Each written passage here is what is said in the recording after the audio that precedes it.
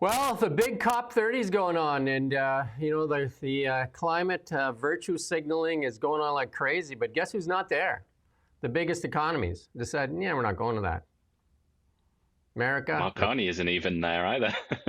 Yeah, but it sounds like he may go. He's sending an entourage for sure. But you would think this is one of the places because they're gonna. This is carbon capture is all the word down there too. Carbon capture, right? So the leaders of the world's biggest polluters are no-shows. They've President Xi said it a long time ago. They will not harm our economy for your climate hysteria. And the Chinese representative that they did send yesterday said it's not our responsibility. It's rich countries, developed countries, as if that doesn't include China. I mean, as it says, it depends on the context whether China would admit that. But they're saying, oh, no, we're not a developed country. That's for you to do. Says the world's second largest economy. Imagine that, eh? But Ursula... And the world's #1 polluter. Ursula, she never misses a chance to virtue signal. Let's listen to our #1 virtue signaler of the world. The COP that strengthens our determination to triple renewables and double energy efficiency by 2030. The COP that delivers for those countries that are most vulnerable to the devastating impact of climate change. And the European Union is ready to contribute.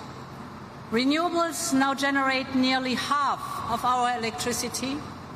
We're firmly on track to meet our own 2030 target. As my friend Antonio Costa just said, we have our NDC for 2035. Yeah. How is Germany doing? Yeah. And she was the defense minister in Germany. She was a very senior figure in German government for quite a while. But yeah. But also the idea as well, anybody that's actually read about solar panels and to a lesser extent wind, but anyone that's read about solar panels, that's the main driver of renewable energy these days, other than like the old-fashioned things like dams, like hydro. But it's solar panels. Anybody who's read about it knows that Europe is just one of the worst places, except maybe like Spain. Spain is a bit of an exception. But countries like Germany and Britain and Sweden and so on, they just don't get enough sunlight for it to make sense. But that's what they're pushing very hard. And of course, the wind turbine, I mean, that's a different conversation. But they're bragging about this glorious success.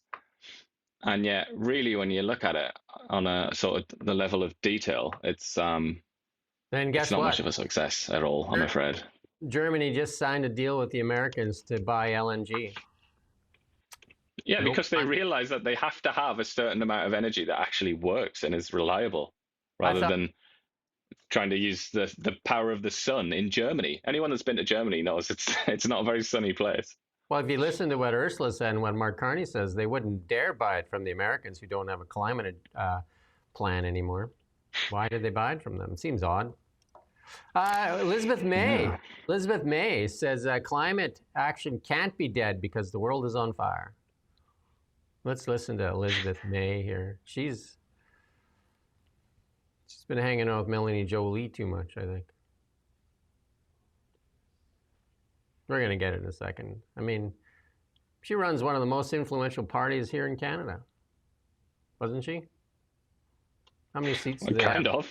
Well, she said in the same thing, she said, I wish I could go to the COP conference, but I'm not sure I can because I have to stay in Canada because I might have the deciding vote on the budget. So, yeah, that's how powerful she is.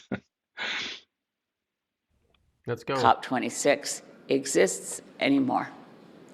I stand here. I'm not going anywhere.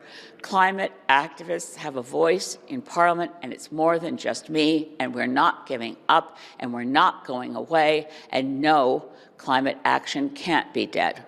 We have an obligation to a living biosphere, to our own children and grandchildren, to our society. Canada can have a strong economy, but not on a dead planet. This planet is on fire. And we are walking away from the danger.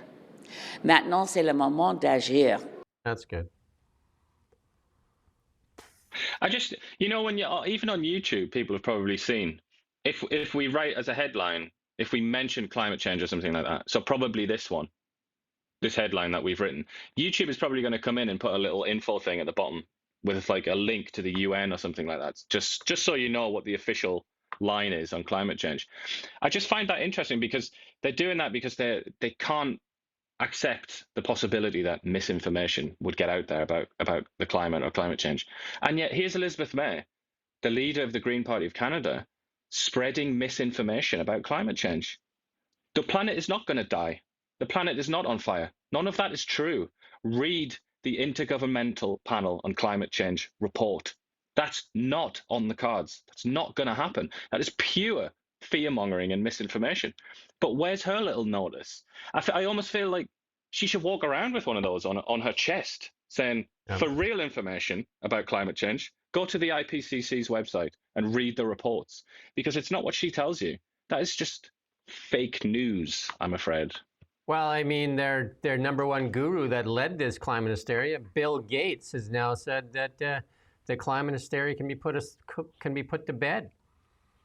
That we need to move on. After all these years, but he used to sound like that, didn't he? Yeah. But this is the thing, like humble peasants such as ourselves, walking around in rags in the freezing cold, we can read the IPCC report and find out what is the closest approximation to reality. For some reason, these people that set themselves up as responsible, the leaders of our world, think that it's okay just to pointlessly lie and exaggerate and it's so irresponsible, and it's such an insult. Again, I say this a lot, but it's an insult to Canada and Canadians and democracy, as usual.